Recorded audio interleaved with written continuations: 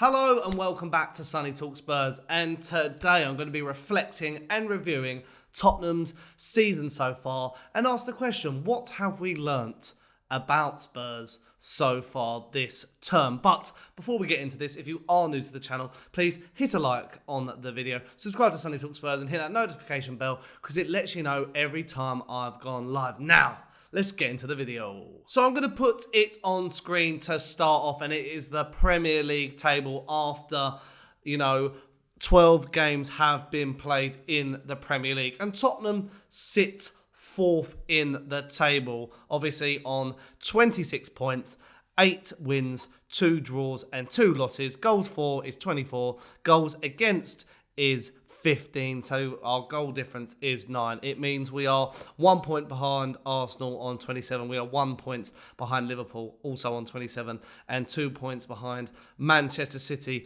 who are on 28. So obviously, the dust has settled from the weekend's results. Obviously, we have had back-to-back losses in the Premier League under Ange Postecoglou, and both defeats were frustrating for a Tottenham fan, from a Tottenham fan's point of view, because we went into these games, we've been hopeful this season. We've started the season fantastic. We were leading the Premier League for a while. We were 5 points clear at one point. We were unbeaten before we played Chelsea. Ange Postecoglou has won 3 actually Manager of the Month awards for August, September and October respectively.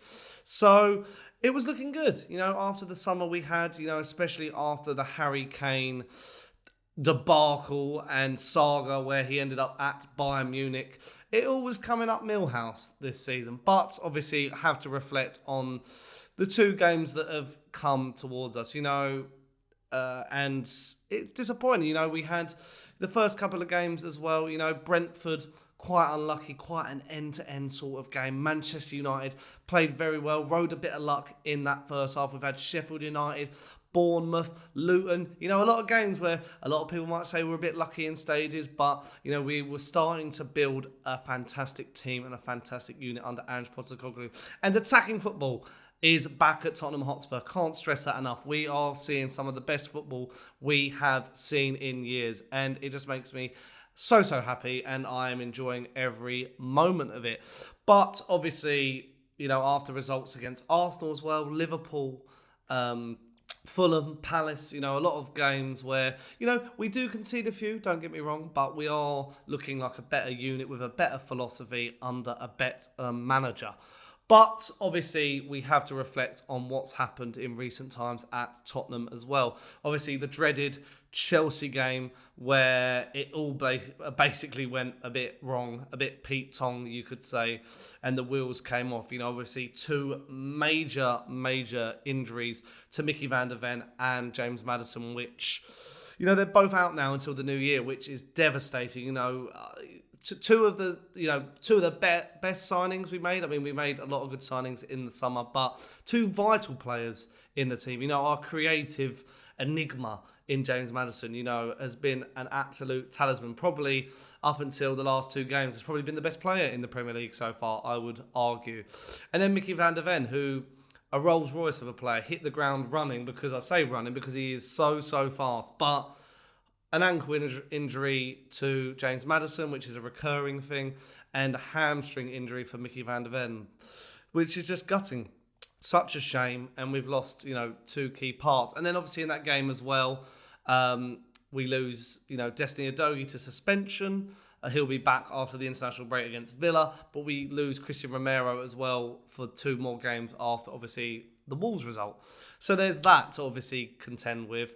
But, we made headlines in that game, because even though, we played with 9 men, we still had that high line and, still attacking and still looked in the game. So, I've just, seen Manchester City and Chelsea, 4 goals apiece.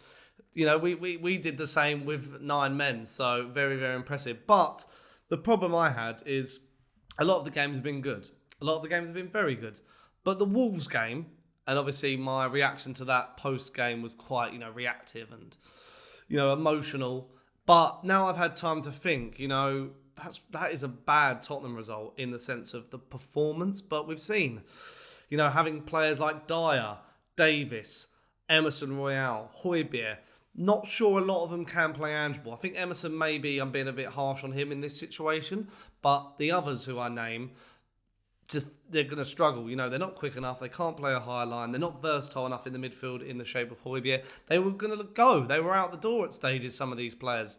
They will leave. Dyer will leave at the end of the year. Lloris, I know, obviously isn't playing, but he's still at the club. He will leave. So we've still got a lot of issues to address. But I'd like to say, and I've stressed this a lot in my videos, if someone said to me, fourth place after 12 games and on 26 points with, only 2 losses and some impressive results and some attacking football that we can see the vision of what we're getting, I would have snapped their arm off. I would have snapped their hand off. I would have, just been absolutely ecstatic about that. And I have to remain positive. There is a lot to say about this process. We have a long way to go under Ange Postecoglou. People have just got to keep the faith. I feel like I've seen a lot of arguments about Ange not being, about him being stubborn, naive in these games, keep playing the way. But I feel like he's creating and carving his own team. We've seen it with managers like Mikel Arteta across the road in North London. He has continued to believe in what he has done. He has got rid of his deadwood finally. He's got a team he can be proud of. And they're performing on and off the pitch. And he is 5 years into this process. Ange is 12 games into a process. Rome wasn't built in a day, and I back my manager. I have a lot of banter with my Manchester United mates about Erik ten Hag. But even though Erik ten Hag lifted a cup with Manchester United, which is a great achievement, obviously I want Tottenham to win a trophy as well, I still don't understand Manchester United's philosophy and what they're trying to do in games. They struggle. They really do. There's no attacking philosophy. Whereas I actually watch Postecoglou ball even when we're struggling, and you can see the identity and what we're trying to create.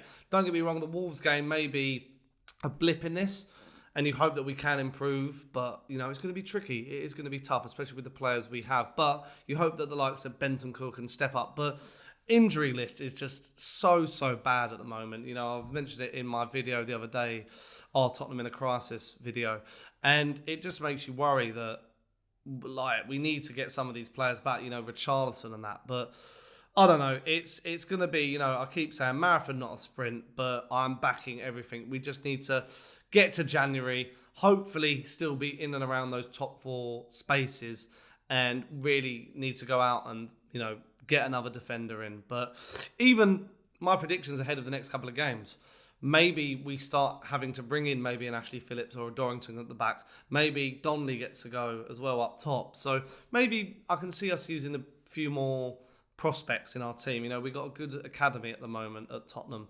We just really need to back it and see it. But positives as well. I think Brennan Johnson is going to be a fantastic player for Tottenham. So I've got a lot of faith in this team. We've just got to keep going.